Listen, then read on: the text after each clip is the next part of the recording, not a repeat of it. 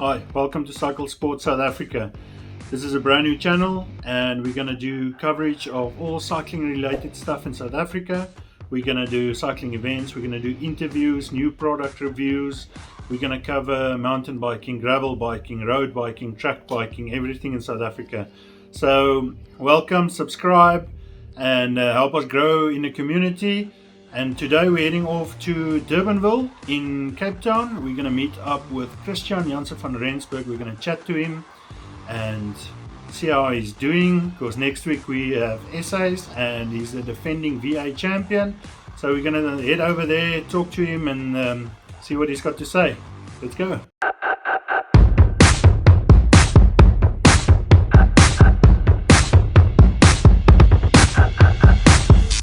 So Christiaan, thanks for meeting us here today. And so we're heading up to essays. And I think the nerves are hitting hard at the moment, but I just want to, before essays, introduce you to the cycling community, to those that might not know you, or the people that might want to know more about you. And so I've got a few questions for you, and I just want to start off by saying, tell the viewers a bit more about yourself. Who are you, where you're from, and what's your favorite part of cycling, like your discipline that you think you're the strongest in and enjoy the most? Yes, well, thank you, Marco, for seeing me, and it's always nice to chat to the guys, and I know that you're also busy with a very good initiative, so it's great to cover some of the races in South Africa and some of the athletes. Okay, so tell us, how old are you, where you're from? So maybe for the viewers, I'm Christiaan Janse van Rensburg, and I'm originally from the north, so Pretoria. I studied there at the University of Pretoria, and I actually don't have a long cycling background. So my parents, they actually were both runners, so I grew up in a home where we basically were nurtured into runners. So my parents both did the Congress, and I soon followed them. So that's basically how it all started. So I was a runner doing ultra marathons, sky run as well, ultra trail, things like that as well. So proper endurance races. But my body couldn't keep up. I think all the rugby injuries and things took its toll. So I actually started cycling as a rehab sport for my running. And then I realized I'm actually better in my rehab sport than in my cycling. So I'm 34 years old now, and I've been cycling now for just over 3 years. So that's been an incredible journey. Sure. Steep learning curve. Wow.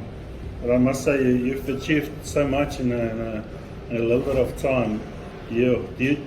Just a question, do you think your running is like an advantage to your cycling because you were a runner? Do you think that helped you to get into a stronger position in cycling? Well, so personally, I mean, I can't speak for everybody, but I think the running definitely made me a strong cycler. So obviously, also being involved in the right team and the right people, also showing me the nitty-gritties about cycling and basically throwing me into the deep side. But I think the running definitely made me strong, and I think even my style of cycling as well. Like, I'm out of the saddle quite a lot. When there's a climb, I can be out of the saddle for half an hour, even longer. So I think that's basically due to my running background, and I think that's where I've got the advantage. Is being out of the saddle, especially on the climbs and things. Yes. So what I want to ask you is, like, how was a failure or apparent failure that maybe happened to you that set you up for later success? And I think you actually already answered that with the rehab that actually turned into the cycling. Yeah, so how it all actually happened. So I actually had a stress fracture of the femoral neck, so it's a bone to your femur that goes into your hip. So I had a stress fracture of that bone going into Comrades.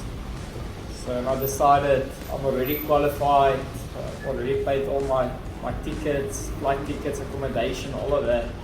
So I decided I might just as well go do it. Obviously against all the advice from medical staff, doctors and my wife.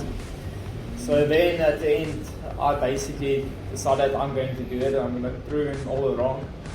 But at the end of the day, it was really not worth it. I went I did finish it, but I went through so much pain and things that at the end of the race, I actually didn't want to run anymore. I lost the enjoyment of running. And then, but I've always been competitive. So then I started cycling, and what I really enjoyed about the cycling is the fact that it's more of a team sport. Yes. So you don't get it in running. In running, it's an individual thing. Yes. Well, the cycling, there's team tactics and everything else in play, and I basically just fell in love with it from the start. And the one thing led to another, and then I'm grateful for opportunities, and I've had an incredible 3 years of cycling, so I'm really grateful for that.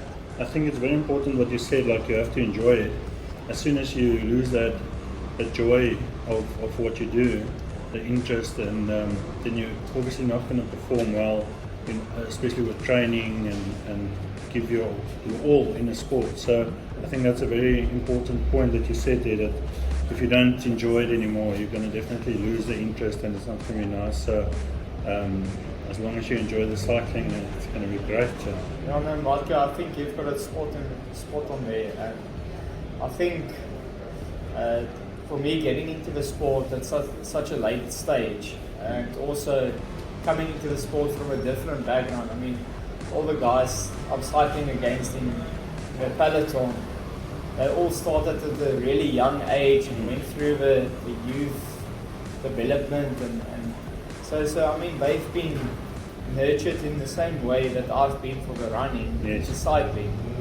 And a lot of the time you don't really find that personal enjoyment into it, because a lot of the time there's pressure from outside, from your parents, from guys outside. Yes. But for me, I really enjoyed the cycling, so that is how I got into it. And like I also mentioned, the whole thing about it being more of a team sport. Yes. So for me, it's not about winning or losing, so obviously you want to do well and you want to be on top of your game, and basically on peak form at the big races. But that's not what it's about. It's just being able to enjoy it. And you're currently riding for a team as well. You just recently signed a contract? Yes, so Team Honeycomb, and I mean, they're also quite a new team, so for a lot of the guys out there, they might also not know the team, but they are definitely doing a lot for the cycling and the cycling community. I mean, not only are they involved in sponsoring a team, both a VA, so Vets team, and a elite team, and they've got high ambitions as well. I mean, they're planning to go world tour in a couple of years, so there's big commitments, which is great for South African team and South African riders. But not only that, I mean, their involvement in just cycling in general in South Africa. They've taken over the sponsorship for 94.7. Sure. They're involved with the sponsorship, so they're actually sponsoring essays as well. Oh, okay. And they bought a panorama tour up in Nelspruit. Yes, so, I saw that, yeah. So it's fantastic to have people like that's actually not only involved in cycling and putting a team out there, but also sponsoring events and making it possible for the general public as well. Yes. Okay. So we've got some questions here for you. if you have for the viewers, people sometimes have interesting questions, but they never get to ask the people out there. So, do you have any unusual habit or absurd thing that you love? So, is that to do with cycling or not? Well, anything unusual habits or thing that you love. It doesn't need to be cycling related. Well, I love ice cream, but I don't think that's unusual. I think a lot of people love that. Ice cream and biltong. So I suppose I'm quite normal. Okay. Yeah, so nothing unusual. Alright. And then before a race, do you have any pre-ride or pre-race rituals that you do? Something that you have to, before every race, something that you have to do every time? So I don't really have rituals or follow a certain routine, but what I do, I always try and be calm before a race. So I won't listen to this really loud and like proper energetic music that a lot of people listen to pumping up for a race.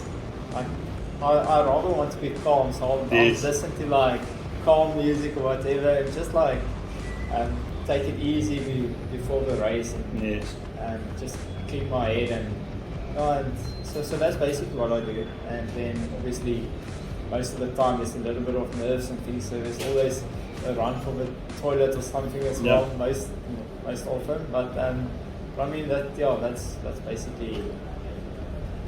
Okay, no, awesome. And do you have any advice that you would give to young, promising cyclists, people who want to maybe pursue cycling? Maybe they want to become professional athletes in the sport. Is there any advice they should maybe ignore, or any advice that you could give them? Well, so I think I mentioned it a bit earlier as well, is that it's important to love what you do. So I think a lot of the youngsters out there's a lot of pressure on them, especially if you want to start a career and make a career out of it. So I think with that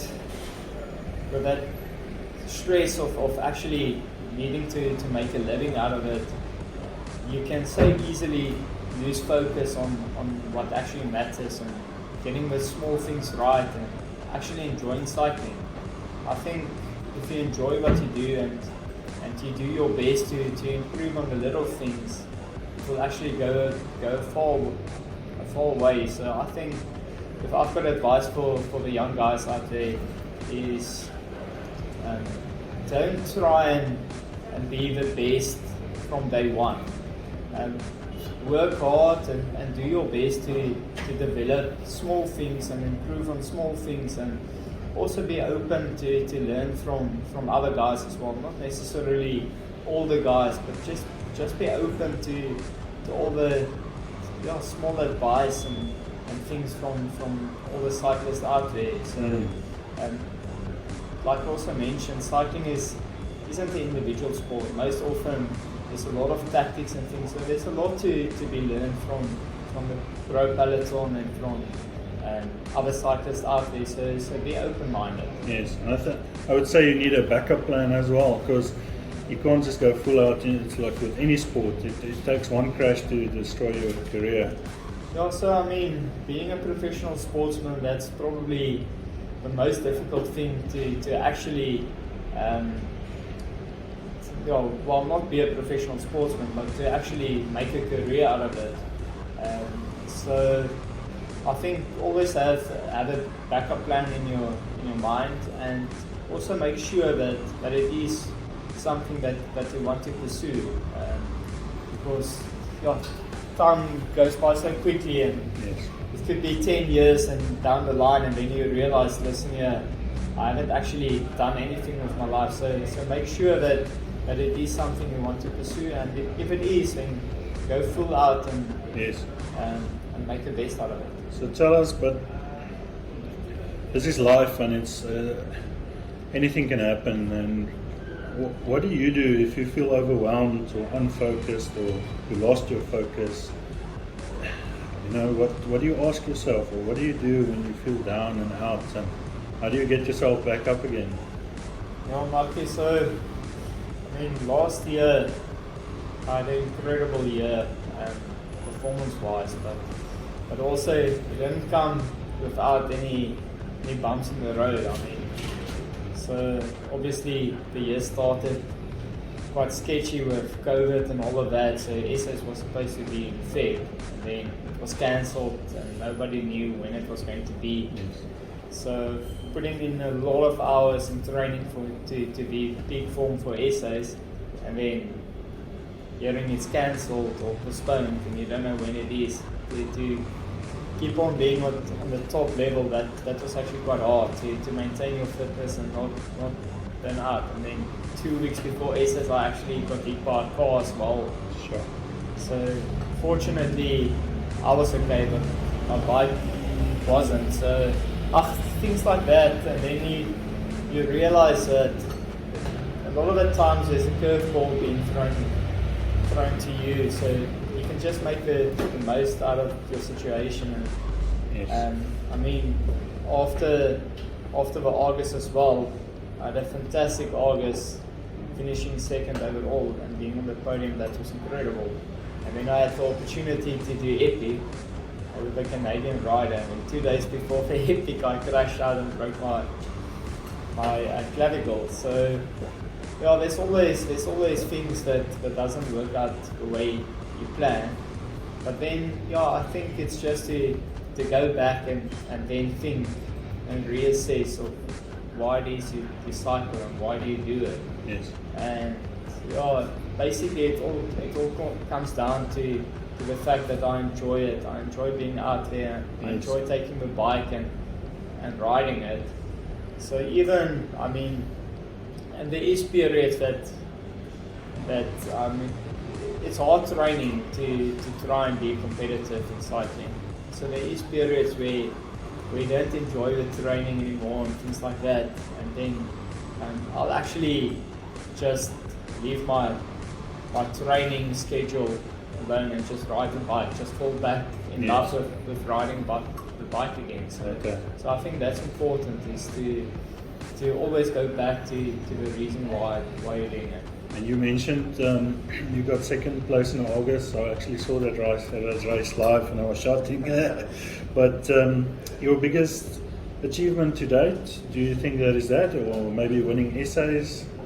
Yeah, so I mean, there's so many great results I had. So basically last year, riding as a vet, BA, I actually won everything I could win in BA, from time trial to road bike, mountain bike, Western Province champs, the cycle tour, 94.7. So it was an incredible year, but I think there's probably 2 races that stands out over my cycling career, and actually both those races I finished second. Sure, okay. So the one race is the 361 mountain bike challenge.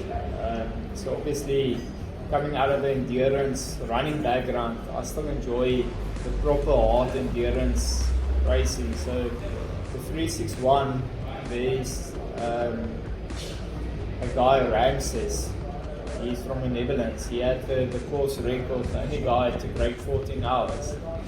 I mean, last year, me and Connie Luce, we actually raced each other. It was basically like a 60 or 70k mountain bike race that didn't stop. It was just on the whole time, Sure. trying to break the elastic, and it didn't snap. So I mean, at the end of the course, we broke the course record by almost half an hour.